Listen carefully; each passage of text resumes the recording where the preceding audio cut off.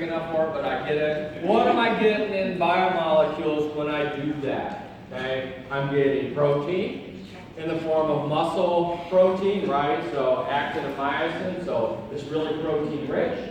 I'm getting lots of sugars in the form of glycogen, right? Because you know muscle tissue has a lot of glycogen associated with it. That and the liver are one of the primary points of storage of glucose. And the last thing I'm going to get out of that is fat, because there's lots of fat associated with muscle tissue of different animals that we eat. Understand that each one of those different types of molecules represents an energy source. We've talked about how you can use glucose to generate energy through glycolysis in the citric acid cycle, and we compared that to the amount of energy that you can get out of amino acids. And the Atkins diet argues that if you have a diet rich in amino acids versus sugar, you're going to get less energy out of the amino acids than you would get out of the sugar. Consequently, you would lose weight. Here's another biomolecule that you can get energy out of it. In fact, you can get a tremendous amount of energy out of it. That's one of the reasons why it's the preferred storage form for our bodies for long-term energy storage. That is fatty acids, and specifically fatty acids as part of triace and glycerol. So this is the principal way to store energy for most organisms, because once again, I'm a broken record. You don't even know what that means anymore. A broken CD doesn't make any sense anymore too. So what am I, a broken MP3? Is that what you all play? No? Broken what? Broken iPhone? Yeah. Well, how do you store your music file? What's yeah, but there's a file name, right? iTunes is a program. I'm not that dumb. So. I'm invoking proprietary information. Is that what you're saying? It's much better saying I'm a broken record. But what have I said over and over again? You don't store energy as ATP. If you built up ATP beyond your needs, you would spontaneously combust, which I know would be entertaining for you if I did that up here. But it would not be a good way to go. You store energy in the form of electrons, right? And they're highly reduced molecules. You store energy in the form of glucose and in the form of amino acids. And here's the highest reduced molecule of all, triacylglycerols, or fatty acids. So these are highly reduced, and when you break them down and oxidize them and generate tons of NADH and FADH2. As I said, each fatty acid tail can give you upwards of 150 ATP. Glucose at best is going to give you 32 ATP, right? Depending on the shuttle mechanism that you're using. So here we have glucose. When we oxidize this completely to carbon dioxide, it gives off 15.9 kilojoules per mole. Look at this fatty acid tail, which has 16 carbons associated with it. You fully oxidize it to 16 carbon dioxide, you get more than double the amount of heat or energy released from that, and you can capture that as ATP. It's a great storage form for energy in the form of electrons. The downside to fats is they're incredibly difficult to oxidize. Well, why do I say that? Anybody who's ever cooked glucose before knows what I'm talking about. So if you ever try and heat up sugar in a pan on a stove, what happens to it at a very low temperature? It turns into smoke, right? It goes black and sets off your smoke detector, because sugar has a very low activation barrier by which, after you get to past that point, it will oxidize very quickly and become basically carbon. Fats, on the other hand, what do you know about fats? We deep fry things in fats. Here's biochemistry at work again. You go to In-N-Out, and you see they got these big fryers in the back filled with fats that can be heated up to almost 500 degrees, and they're deep frying French fries in that. Well, what does that tell you? It tells you that yes, these are great storage forms for electrons, but the activation barrier is incredibly high on fats. It is difficult to start the oxidative process for fatty acids. Now, of course, once you start to oxidize fats, they'll burn forever, right?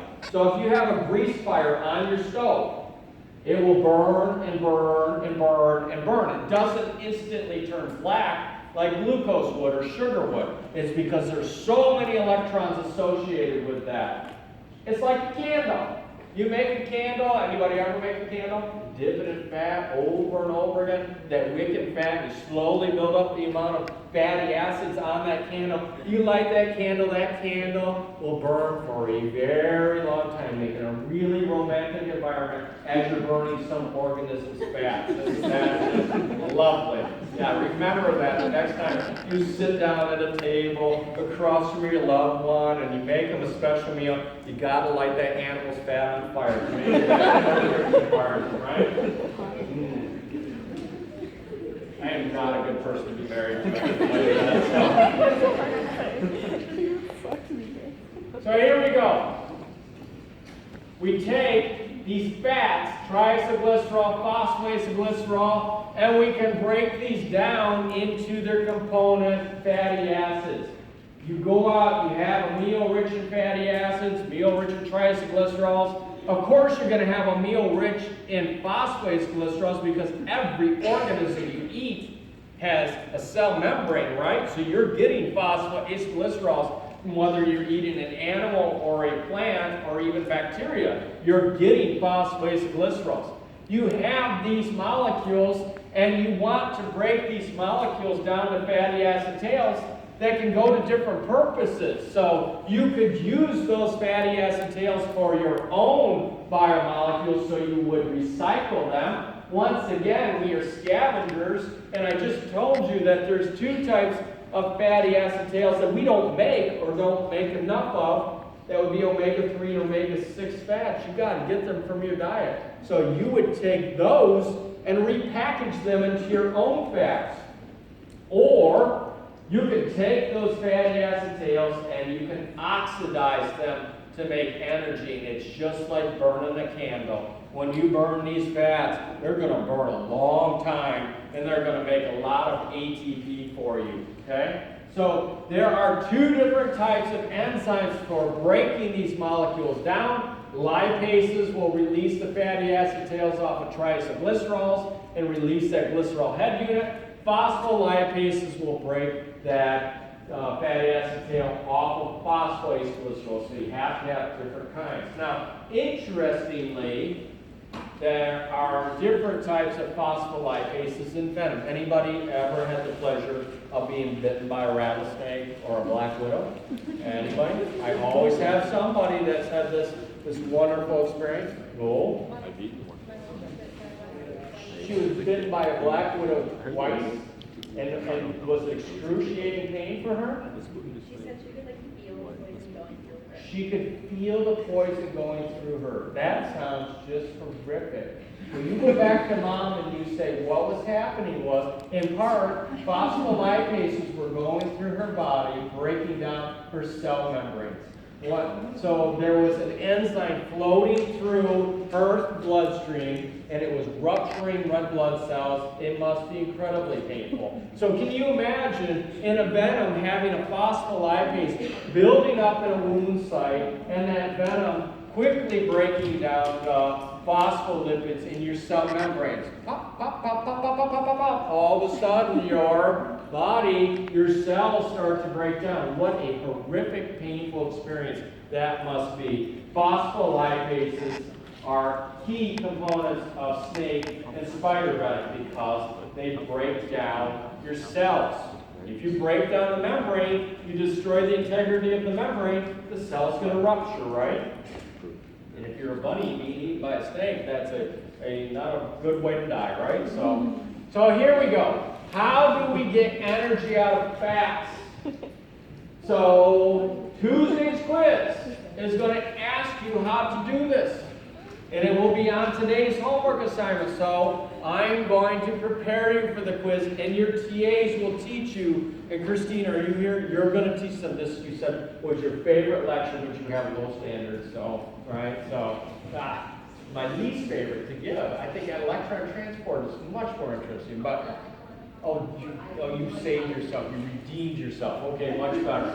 But this one is going to make you do math. This one's going to make you actually take a starting molecule, just like you did on Tuesday's quiz, and calculate for me how much energy you're going to get from that molecule. So here we go. We've released a fatty acetate from that triacylglycerol or that phosphoglycerol. I don't want to recycle it. I want to use it for making energy. Well, first of all, for me to do that, for me to start getting energy out of this molecule, I have to activate that molecule. That's a common theme that we have seen over and over again. There's a great example that comes to mind immediately for me. Doesn't hexokinase activate glucose? Hexokinase takes that glucose, adds a phosphate to make glucose 6-phosphate. It takes energy to do that, does it not? So, yeah, we're investing energy. In this case,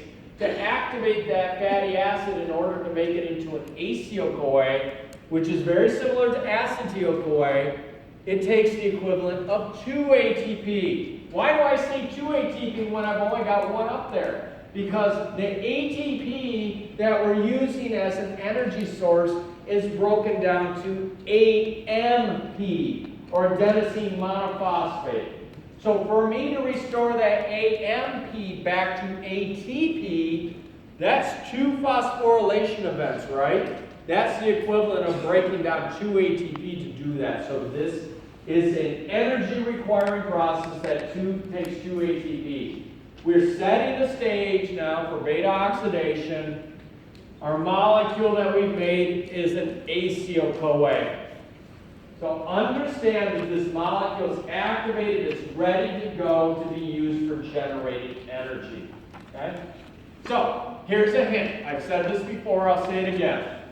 Your TA will either give you a fatty acid or they will give you an acyl-CoA. If you're given a fatty acid, you must deduct 2 ATP from your final answer. If you are given an acyl-CoA, that molecule is already activated. You don't have to take 2 ATP away from that final answer, okay? So there is a difference between your starting material. So we have that acyl-CoA. It gets transported into the mitochondria, but I'm not going to hold you responsible for the slide because I really don't care. And then we go through a process called beta oxidation. And here is an explicit hint for you about the upcoming test, which is a week from Monday. Yeah, it's coming quick, isn't it? I gotta write it. Feel sorry for me. I feel so much stress. I gotta write it. So, pity me, okay? So, gotta be creative because I see on Chegg.com you guys have a lot of things. Did you know that, Christine? They can go on Chegg.com and have some random person help them with their homework assignment. Is that not interesting? I'm not as dumb as you think I am. So, on Monday's quiz, a week from Monday, the 20th, what I'm going to do is I'm going to give you a fatty acid or an acyl-CoA, and I'm going to ask for you to calculate the energy yield from that. And I'm going to ask you to draw a particular step of beta oxidation, okay? So there are 4 steps of beta oxidation. I do not want you to know enzyme names. I do not want you to know molecule names specifically for beta oxidation. Everything else you must know the names, but this, no. Why is that? Because every time I cut 2 carbons off, the name changes. I'm not going to make you do that. There's no point to that, okay? So there are 4 steps of beta oxidation. I might say draw step 3 for me for this particular molecule, okay? That will be on the test. Guaranteed. And I think, as Christine has indicated, that is a relatively fun exercise to do. See how much, as fun as this stuff gets, right? But as entertaining at least. So I take this acyl-CoA, and I'm going to start to break that acyl-CoA down. I'm going to oxidize it. And I have 2 oxidizing agents that are part of this beta oxidation pathway. FAD going to FADH2, and NAD plus going to NADH. So here is beta oxidation. Beta oxidation is all about taking that acyl-CoA and breaking it down into 2 carbon acetyl-CoA units. Where do you know that acetyl goes to in catabolism? Starts with a T and ends with an A. Anybody want to fill in the letter? TCA cycle, absolutely. If I have acetyl-CoA and I need energy, I'm going to oxidize it through the TCA cycle. Skipping pyruvate dehydrogenase. I'm going right in at citrate synthase to make citrate, okay? So here is step 1 of beta oxidation. I take this acetyl-CoA, and it is perfectly fine for you to draw the entirety of it with an R, as long as you show the alpha and beta carbons and that coenzyme A and the carbonyl group. Okay, so you can draw the rest of the chain as an R. I'm fine with that. Because what is really happening, the party's happening at alpha and beta carbons. So here we have this acetyl-CoA, and we add FAD. This is an oxidizing agent. That FAD is going to take electrons away from that acetyl-CoA. We're going to generate a double bond between the alpha and beta carbons, and we're going to generate an FADH2. What do you know about FADH2? It is a source of electrons to drive the electron transport chain. FADH2 results in making 1.5 ATP. And go all the way back to our discussion of the electron transport chain and understand that that 1.5 ATP could be bigger if that FADH2 actually resulted in more proton movement, right? Connect the dots here, folks. That's what I'm asking you to do. I'm asking you to see how this intersects what we've already talked about with, for example, the electron transport chain. If you can take a step back and connect all of these different pathways into the bigger picture, you will do well on this exam, even though it is a tremendous amount of material. So here, first step of beta oxidation. I've already made the equivalent of 1.5 ATP. Step 2 of beta oxidation. I'm going to take and hydrate this double bond. The enzyme is a hydratase, very clever, I know. We're going to add water to this double bond. We're going to add a hydroxyl group to the beta carbon. We're going to add a hydrogen to the alpha carbon. Can you see where we're going with this? Can you see how this looks very much like acetyl-CoA here? And this carbon with a hydroxyl group is starting to look like this carbonyl group. So what we're proceeding towards is clipping off this 2-carbon unit, bringing in a new coenzyme A that's going to now bond to the acetyl-CoA, and it's going to be 2 carbons shorter. We're systematically cutting this molecule down into 2-carbon acetyl-CoA units to feed the citric acid cycle. Step 3, we're going to take this molecule and we're going to oxidize it again. What's the oxidizing agent? Now it's NAD+. This is a much more efficient step. NAD+ is going to take electrons away from that hydroxyl group, and we're going to turn that into a carbonyl group. So now this carbonyl group looks identical to the beta carbon. We have set the stage to clip off these 2 carbons as an acetyl-CoA unit and make an acetyl-CoA that is 2 carbons shorter. And yes, that NADH represents electrons that can be used for energy production. You know the NADH, this is happening in the mitochondria, right? You know that NADH can plug into that electron transport chain and drive the formation of 2.5 ATP. Just a round of clipping off an acetyl-CoA has already given me 4 total ATP. You can see how this starts to accumulate in the amount of energy. And then finally, at the end of step 4, we break that molecule off, releasing the 2-carbon acetyl-CoA and making an acetyl-CoA that is 2 carbons shorter. What do you know about that acetyl-CoA? If you need energy, it's going to go into the citric acid cycle, and it's going to drive the formation of 3 NADH, 1 FADH2, and 1 GTP. And combined with the 4 ATP that you already got from beta oxidation of just that 1 remer, you can see where you can start to get tremendous amounts of ATP out of these molecules. This process, beta oxidation, will happen over and over and over again until all of the carbons have been released as acetyl-CoA units, and those then go into the citric acid cycle. So for every round of beta oxidation, you're generating 1 FADH2, 1 NADH, 4 ATP. So I want you to be able to calculate this, and this is how you do it. So here we have octadecanoyl-CoA. I don't know who comes up with these names, but this is an 18-carbon acyl-CoA. Do you need to subtract 2 ATP from your final answer from this molecule? Your answer should be no, because it's already activated. It already exists as a molecule bonded coenzyme A. It has a thioester bond, right?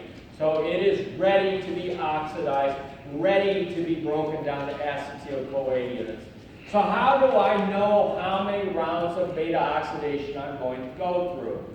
First of all, you need to count up the number of carbons. I have 18 carbons associated with this acyl-CoA. That means if I divide by 2, I can generate 9 acetyl-CoA units from this molecule. To generate 9 acetyl-CoA units, you need to go through 8 rounds of beta oxidation. 8, not 9. Why isn't it 9? It's because the first CoA unit that you make is not made by beta oxidation. It's made by that activation where you break the ATP to make an AMP. All the subsequent additions of CoA units come through beta oxidation. So this 9 acetyl-CoAs will be generated by 8 rounds of beta oxidation. What do you know about the 8 rounds of beta oxidation? The 8 rounds of beta oxidation will give you 8 NADH, they'll give you 8 FADH2, and they'll generate 9 acetyl-CoA. 9 acetyl-CoA will give you 27 NADH, 9 FADH2, and 9 GTP. Do the math. Every NADH is 2.5 ATP. Every FADH2 is 1.5 ATP. Every GTP is 1 ATP. You should be able to calculate that. So here's another example. So this is stearic acid. Stearic acid, once again, has 18 carbons associated with it. But in this case, this is not activated. This is something that has not been converted into an acyl-CoA yet. So in order to make energy out of this molecule, you first have to invest energy. So you go through, do the math, but at the end of your problem solving, you must subtract 2 ATP from that molecule to account for the penalty necessary for activating that molecule. So, as I told you, not all fatty acids are even numbered in their carbons.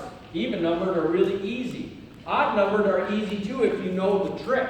Okay? So say I have a fatty acid tail that has, for example, 15 carbons. So we make it into a 15-carbon acyl-CoA. How many acetyl-CoA units will you get off a 15-carbon acyl-CoA? So you could have 7, or you could have 6. And how many of you say 7, just out of curiosity? Nobody says anything. How many of you say 6? You say neither? How many say 0? So your inclination is going to be to say, oh, I'll take the first 14 out of those 15, and I'm going to convert them into acetyl-CoA, and then I'll take that last carbon and make it into a malonyl-CoA, which would represent 7 acetyl-CoAs and 1 malonyl-CoA. It doesn't happen that way. For any odd-numbered fatty acid or acyl-CoA, the last 3 carbons come off as what's called a propionyl-CoA. So for a 15-carbon acyl-CoA, the first 12 carbons will come off as 6 acetyl-CoAs. The last 3 carbons will come off as a propionyl-CoA. So here's the trick for you to understand this. What you do when you want to figure out how many rounds of beta oxidation something like that would go through is you don't count up the number of acetyl-CoA units that you're going to generate.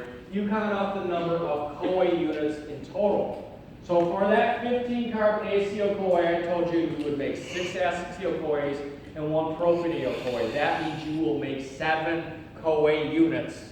For me to generate 7 CoA units through beta oxidation, it means I'm going to go through 6 rounds of beta oxidation. Okay? Everybody understand that? Let's do 17. That's just as easy, right? 17, the last 3 carbons are going to come off as propanediol. 7 acetyl-CoA units will be generated because 17 minus 3 is 14, right? Divide by 2, that's 7 acetyl units. So you're going to end up with 8 CoA units coming off of that. 7 rounds of beta oxidation. You should be able to do that math. You can get energy out of that propanediol-CoA. That propanediol-CoA is not a dead end. It's something that can be oxidized, but you need to understand you're going to get less energy out of that propanediol-CoA than you will get out of an acetyl-CoA, even though it's a bigger molecule. Why is that? Because propanediol-CoA, through the breakdown of an ATP, is converted into succinyl-CoA. Where do you know succinyl-CoA from? It's about halfway through the TCA cycle, right? So succinyl-CoA is going to skip 2 NADH producing steps. So effectively, you're going to make out of succinyl-CoA 1 NADH, 1 FADH2, and 1 GTP, and you burn an ATP to get to this point. So I'm telling you that an odd-numbered CoA is going to give you 6 less ATP than an even-numbered CoA. So do the comparison. 15 carbon ACO-CoA versus 14 carbon ACO-CoA, or 17 versus 16, or 19 versus 18. Every time, the longer chain, odd-numbered fatty acid is going to give you 6 ATP less than the shorter, even-numbered one. So 15 will be 6 ATP less than 14, 17 will be 6 ATP less than 16, 19 will be 6 ATP less than 18, because it takes an ATP to convert the propanediol to succinyl, and then that succinyl enters the citric acid cycle at a later point than the acetyl-CoA. Okay? And the last thing I really want you to know about this stuff before I move on to photosynthesis next week is, what do we do when we have a double bond? And this shows up on tests quite often because I think it's quite fascinating. If I oxidize an already unsaturated fatty acid, meaning it already has a double bond there, I'm going to tell you you're going to get less energy out of that unsaturated fat than you would out of saturated fat. Why is that? Because step 1 of beta oxidation is all about oxidizing the molecule to generate a double bond. The oxidizing agent is FAD. You can get 1.5 ATP out of the FADH2. If I already have a double bond, why do I need to oxidize at that step? So for every double bond you have in that molecule before beta oxidation, that's 1.5 less ATP you will get out of that molecule compared to a saturated fat. Atish, see you on Monday.